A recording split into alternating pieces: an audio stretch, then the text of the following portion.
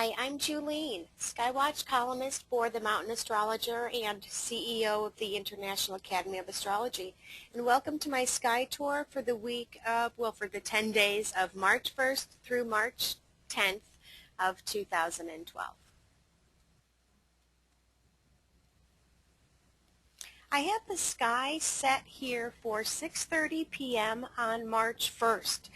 You'll see that Mars is rising over here in the east, and then in the west, southwest, you can locate Mercury, Venus, Jupiter.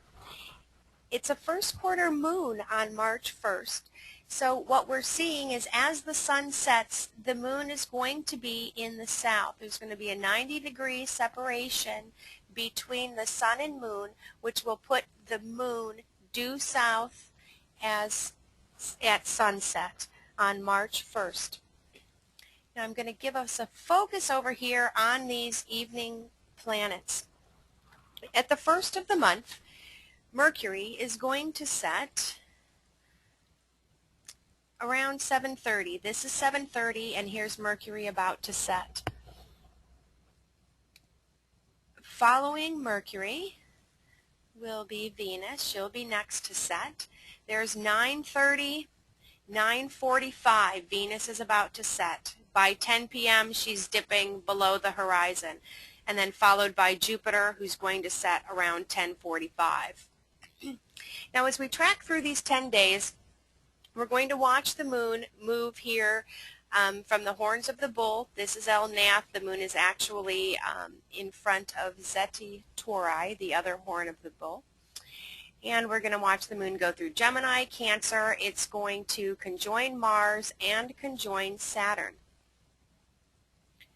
So let's go ahead and watch the moon through the month as it does this. This is at 10:45 p.m. Here's the first, second, third, fourth, fifth. Here's the sixth. 10:45 on the 6th. The moon is going to be just below Regulus, due south around 10:45 p.m. If you're looking earlier than that, oops, I want to keep it on the 6th and just move the time earlier. All right, so here we go. See, if you're looking closer at sunset, what's going to happen is that the Regulus is still going to be above the moon, but you're going to see Mars over here. Okay, so here's now Mars is rising with the sunset. Okay, Mars reaches opposition on the 3rd. So when Mars reaches opposition to the sun on the 3rd, it's going to be rising as the sun sets and setting as the sun rises. Okay, so here's Mars rising on March 3rd around 6:15, and we see that the sun is in the middle of setting. Okay, so that's the Mars at opposition on the 3rd. I'm going to move this time frame up. Okay, and we're going to watch what time does Saturn rise. Saturn's going to rise about 10 p.m. Okay, these are both still retrograde, going backwards through the constellations respectively. Saturn's backing up through Virgo. Mars is backing up through Leo. Now we're going to continue watching. 3rd, 4th, 5th, 6th. That's the moon with Regulus. 7th. Now Mars is above the moon. The 8th. This is the day of the full moon. Okay, so the moon is going to rise as the sun sets because that is an opposition between the sun and moon. There's the 9th and there's the 10th. Okay, so on the 10th, Saturn is going to be above the moon. So we'll watch the moon move all the way from Taurus through Virgo in these 10 days. And that makes sense because both of those are earth signs. We know that it takes the moon 27 1/3 days to go around the zodiac, so 11 days is going to take us, or 10 days is going to take us to just past a trine from where it began. All right, so now let's watch these planets. I'm going to put it to the middle of the month so that you can see what they're doing in the night sky. All right, so here we are on March 5th. And we're going to see that these are visible all the way until sunrise. I'm going to advance this an hour at a time so it goes a little faster. There's 11, 12. There's midnight. Mars is nearly due south, so Mars would be at the midheaven shortly after midnight on the 6th. There's 1, 2, 3 a.m. Now Saturn is almost at the midheaven and Spica actually is.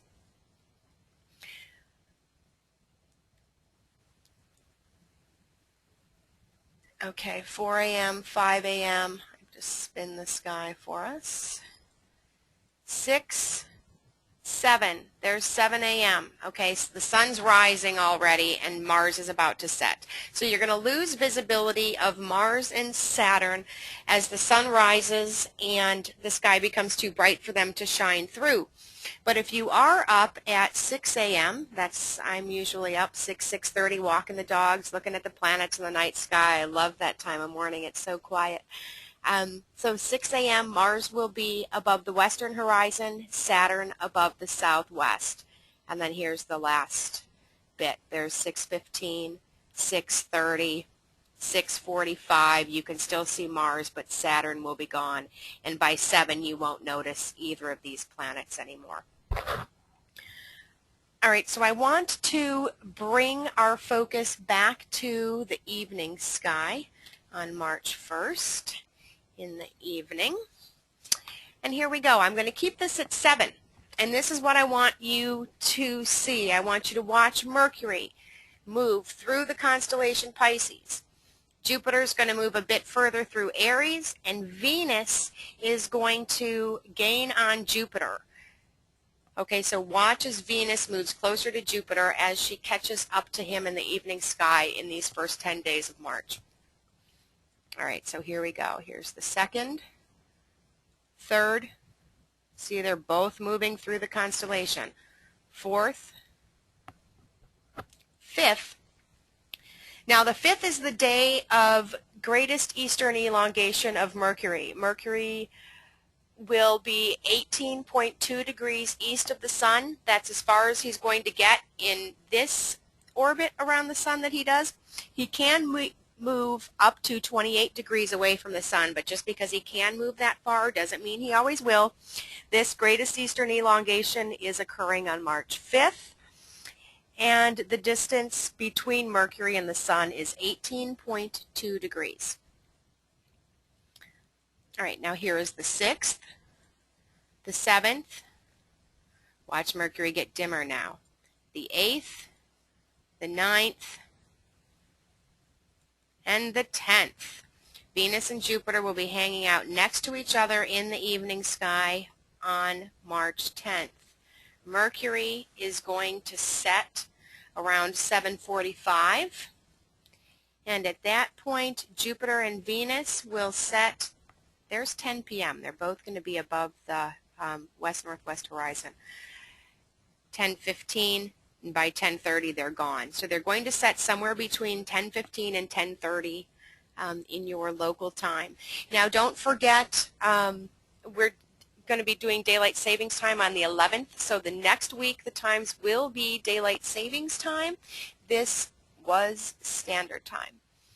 And thank you for tuning in and watching. Have a great week.